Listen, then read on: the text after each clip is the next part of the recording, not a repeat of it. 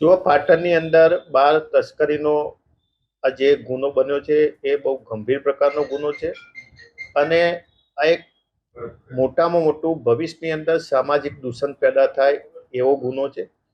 પરંતુ સૌથી પહેલા કે જે વ્યક્તિ એસએસસી ફેલ છે એ આ ગામની અંદર મલ્ટી સ્પેશિયાલિટી હોસ્પિટલ આઈસીયુ ચલાવે. સરકાર એક બાજુ ક્લિનિકલ એસ્ટાબ્લિશમેન્ટ એક્ટની વાતો કરે છે, ત્યારે શું પાટણ જિલ્લાના વહીવટી તંત્રને કે પાટણ જિલ્લાના આરોગ્ય તંત્રને આ બાબતની જાણ નહીં હોય? અને અગાઉ આ ડોક્ટરના વિરુદ્ધમાં 2 થી 3 વાર ફરિયાદો થઈ ચૂકી છે. સરકાર વિધાનસભાની અંદર એ ગૃહમંત્રી હોય કે આરોગ્ય મંત્રી હોય એવી વાતો કરે છે કે આવા સામાજિક દૂષણો પેદા કરનાર લોકોને અમે ચમરબંધીને છોડવાના નથી. કયા ચમરબંધીને પકડ્યા એમને? જે રીતે આરોગ્ય તંત્રની અંદર ખ્યાતિ હોસ્પિટલની અંદર બનાવો બન્યા, જે રીતે અંધાપા કાંડ થયો, જે રીતે સરકારી હોસ્પિટલો અને ખાનગી હોસ્પિટલોની અંદર આ બનાવો બની રહ્યા છે, ગંભીર પ્રકારનું કૃત્ય છે.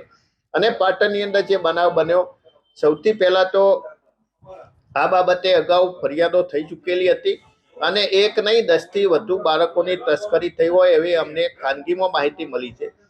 પોલીસ શું કરી રહી છે? જે ખરેખર નીરવ મોદી ફરિયાદી છે, ફરિયાદી ક્યાં છે એની તપાસ થવી જોઈએ.